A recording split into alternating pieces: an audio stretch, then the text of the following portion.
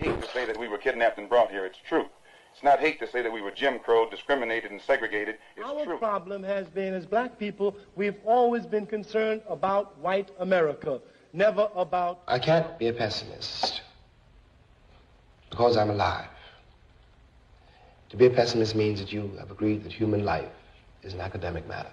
We might not be back. I might be in jail. I might be anywhere. But when I leave, you can remember I said with the last words on my lips that I am a revolutionary. And you're going to have to keep on saying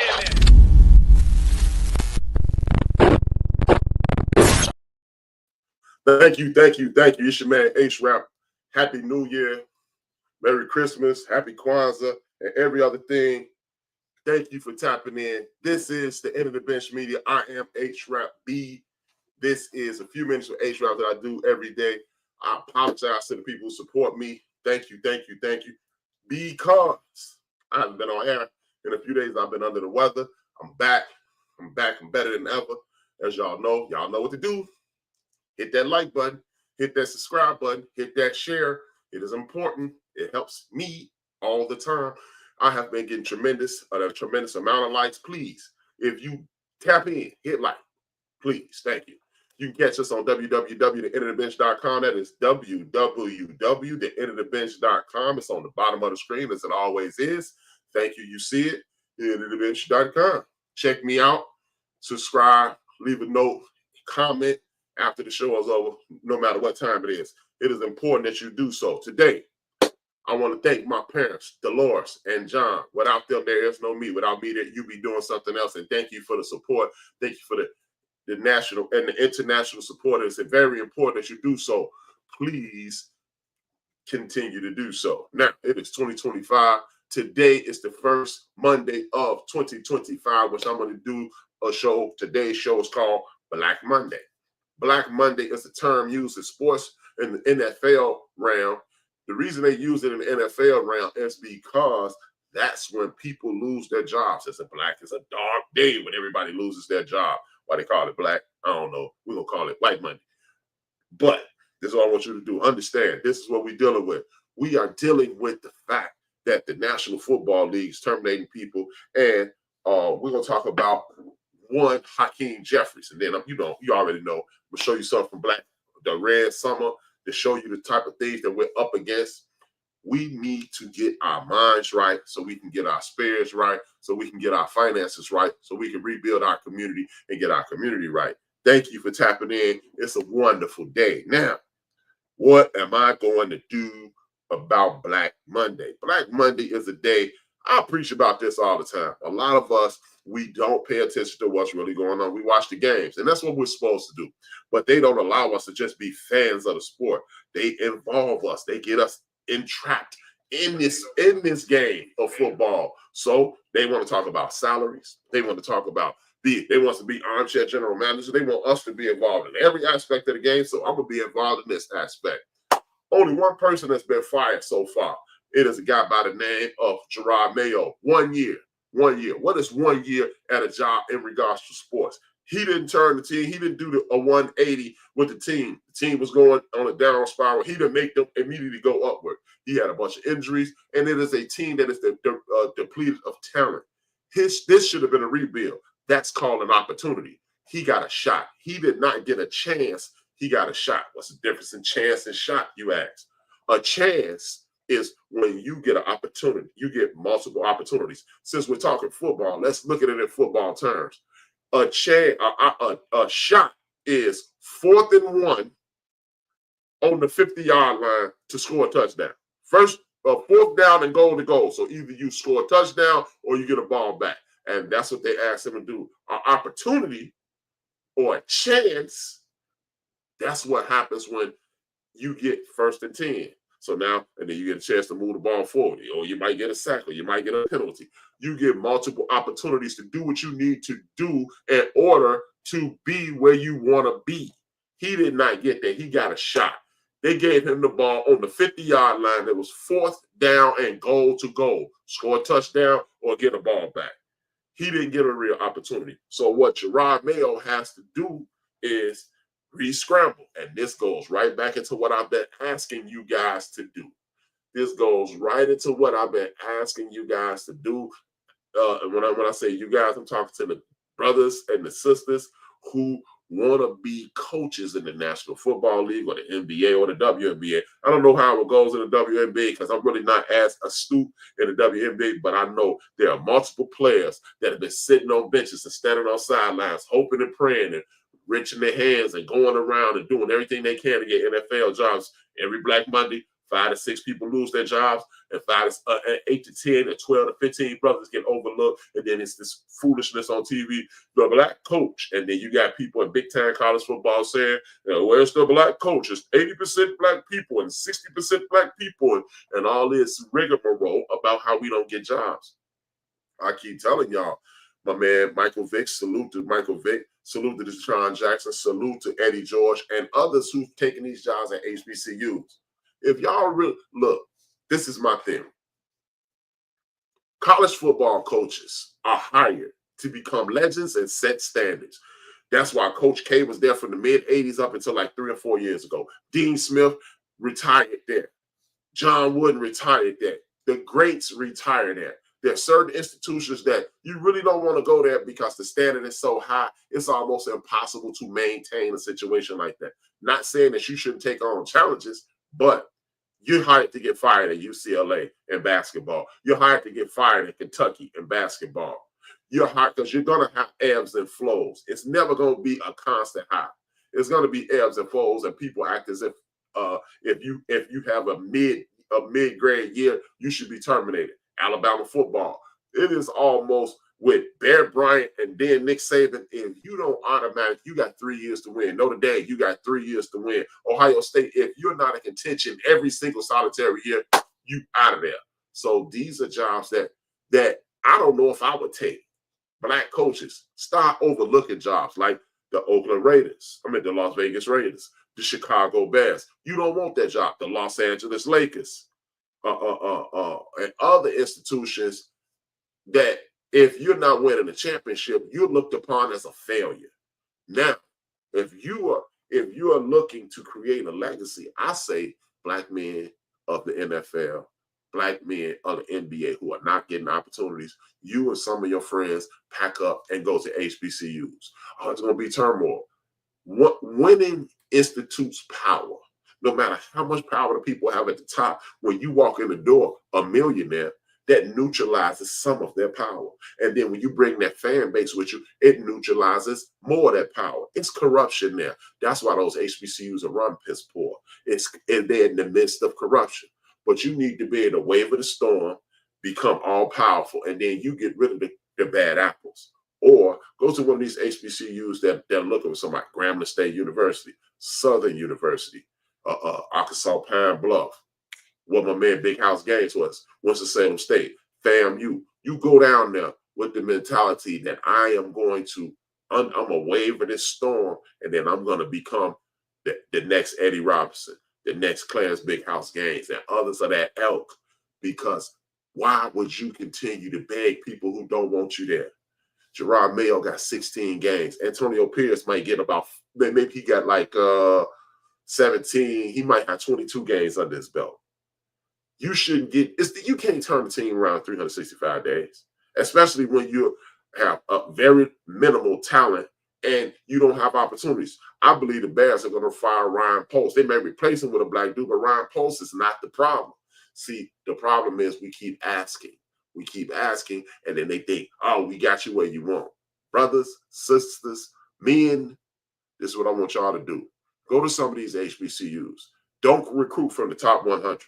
You make relationships with coaches. You're a millionaire. So that means you can make relationships. You have celebrity friends that make relationships throughout the country. And the kids that are not getting recruited, who are upsized, like the John Morant. John Morant had one offer. What happens if John Morant, Damon Lillard, and others of that ilk go to HBCUs and they turn them out and they make the tournament and they turn the tournament out? What happens then? All the attention becomes on the HBCU. We're going to do that for Mike Vick. We're going to do it for Deshaun Jackson. Nobody even thought about Delaware State. How many of y'all even knew it was a whole bunch of black people in the state of Delaware that are not from Philadelphia, New Jersey? Most people don't even know. So this is what we need to do. We need to put ourselves in a situation to whereas these people will respect us and don't be tempted by the bright lights of the NFL, because those same bright lights will be diverted to you when Nike start putting that money behind you, when Adidas start putting that money behind you, when you start talking to your hip hop friends and your hip hop cohorts into investing into the culture, just like Prime did. Prime set the blueprint. We didn't like that he left Jackson, but guess what? We understand that there's too many children in this country that want to play these games, and there's too many children. There's only so many people that can go to those Power 5 schools. So those mid-level schools, the Wichita States, the Tulanes, and those schools are about to be depleted of big-time major black talent because we need to recruit them to HBCUs. We need to start donating to HBCUs. We need to be buying Norfolk. Hey, we need to be, as a culture, we need to be buying Norfolk State T-shirts and things of that nature. That way our players and the guys that we've been supporting for the last 15, 20 years, they can have our full and undivided attention. This is what we're going to do. History time. I'm going to shoot you with this history. This is history from the Red Summer.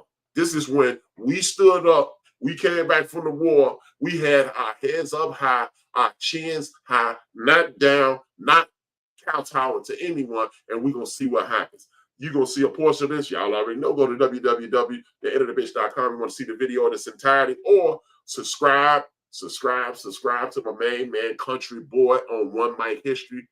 Awesome history. Check it out. I'm going to hit you with this history, and we'll be back. Un momento, por favor. United States Armed Forces following the end of World War I, an economic slump, and increased competition in the housing market and job market between whites and African Americans caused by the Great Migration. And while the racist attacks of 1919 were widespread and almost indiscriminate, in many places they were initiated by white servicemen and centered around the 380,000 black veterans who had just returned from the war. Because of their military service, black veterans were seen as a particular threat to Jim Crow and racial subjugation. Many of the black soldiers that returned from the war, armed with renewed determination to fight that discrimination against the near constant barrage of brutality. W.E.B. Du Bois, who at the time worked as NAACP's Director of Publicity and Research, penned an essay called Returning Soldiers, which encapsulated the issues faced by the black soldier returning home from World War I. W.E.B. Du Bois urged returning soldiers to continue the fight for democracy at home. We are returning from the war, the crisis, and the tens of thousands of black men that were drafted into the great struggle for bleeding in France, and what she means and what it has meant and what it means to us and the humanity, and against the threat of German race arrogance. We gladly fought to the last drop of blood for America and for our highest ideals. We fought in a far-off hope for the dominant Southern oligarchy entrenched in Washington. We fought for the bitter resignation for the America that resides and gloats in lynching, disenfranchisement, and caste brutality and devil insult. For us, in the hate of upturning and the mixed things, we were forced by vindictive fate to fight also. With that being said, you already know that's W.E.B. Du Bois, one of the greatest minds in the history of the black community. He's letting you know what we're facing 100 years ago in World War I. This is what I want us to understand. We have to pay attention to what has happened to us so we'll know what is on its way. Anytime, any and every single time. This is why they want to destroy the public school. This is why they want to destroy African-American studies and African-American history. The reason you want to do that African-American studies is the study of our community, the history of our community, how we react, what we do, and how we interact. Black history is what we've done. When you have those things, two things working together, you're unstoppable because you know what we do, how we do it, why we do it, and then you know what we have done and what we have accomplished and what we've overcome. See, you keep people hear me and say, "Oh, you're idealistic." I'm not idealistic. I know what we've done. I've studied our history. I know what we have accomplished. I know what we've overcome. I know what we've fought through. So when you know those things, you know that nothing can stop you, because 100 years ago, we didn't have semi-automatic weapons. We didn't have self-defense organizations. We didn't have legal self-defense. I mean, we didn't have legal defense. We didn't have what y'all perceive as power, but all it is a show of face in regards to being elected into office. This leads me to my final point. We have more people elected to office than anybody in this country right now, outside of white people. Any people who are categorized as minorities, we have more people. That is not power. That is showing a face. What power is when you take those people in those seats and make those people do your bidding. We did a whole lot of arguing about what has or has not been done by the Democratic Party to the Black community, what will be done by the Republican Party for the Black community. The answer is nothing. The answer is nothing. Do we need to create our own party? No. You know what's wrong with your community, and you know what you need to do. But what I want you to do is pay attention to, instead of trying to create a party and huddle up on money and doing things like that, we as a community, this is what we need to do. We need to pay attention. One of the people you need to pay attention to is Minority Speaker of the House, Hakeem Jeffries. Hakeem Jeffries just did you and all the people in our community and the people throughout the United States of America, because contrary to popular belief, what's good for our community makes the entire country better. What Hakeem Jeffries just did was save Social Security, save public assistance, save Medicaid. You know what he did? He went to, while he was speaking in front of the House, what he did was publicly state what his group, the Democratic Party, was not against. He got out in front of the fight. See, if you allow this guy to be sworn into office, and you allow the Republicans to take over the House of Representatives, and you allow the Republicans to take over the Senate, and you allow them to take over the judicial branch, and you allow to take over, and he'd already been elected to the executive branch. They have total control over the government, and anything that goes wrong, they can point the finger and say it was them. Hakeem Jeffries made it impossible to point that finger back at you and say, hey, it was them who did it, because Hakeem Jeffries stood up and spoke for the Democratic Party. And what he said was ingenious. He said, hey, first and foremost, I want to thank you guys. I want to thank the American public for electing Donald J. Trump. And all the Republicans stood up and they clapped. And oh, yeah, it was a roaring, thunderous clap. Like, yeah, we defeated y'all. He said, congratulations, because unlike you, when we lose, we don't get angry and say anything about rigged elections. We accept defeat and we continue to move forward to make this a more perfect union in the United States of America. I'm paraphrasing, obviously. And what he said next was ingenious. He said, because the Democratic Party and all the people who work with us, we have no intentions on touching Social Security. We have no intentions on touching Medicaid. And we have no intention on doing anything to stop any of those programs to help regular American citizens live. How is that important? The Republican Party had every intention, and they still have every intention, to do what they want to do to Social Security, which will affect your life. To do whatever they want to do to Medicare and Medicaid, which will affect your life. To do everything they can to upend the Affordable Care Act, which will affect your life. He made it impossible to blame them, because we have nothing to do with that. We're washing our hands of touching that. And then next thing you know, 2 days later, President Joe Biden goes on to sign a bill that increases Social Security and makes sure those benefits stay intact. That is what we need representatives to do. That's why we need to not pay attention at the end at 6 months before the president is elected. Because, ladies and gentlemen, haters and bitter friends, the United States government is run by the people in the Senate and the House of Representatives. The people in the House of Representatives, they hold the purse strings. The people in the Senate pass the laws that will govern this country. And you don't have if anything goes wrong over the next 4 years that is not beneficial to you, you have only one group to blame. This is why you can no longer sit back and say, well, the news is too depressing. Homelessness is more depressing than the news. Homelessness is way more depressing than the news. People unable to get their insulin is way more depressing than the news.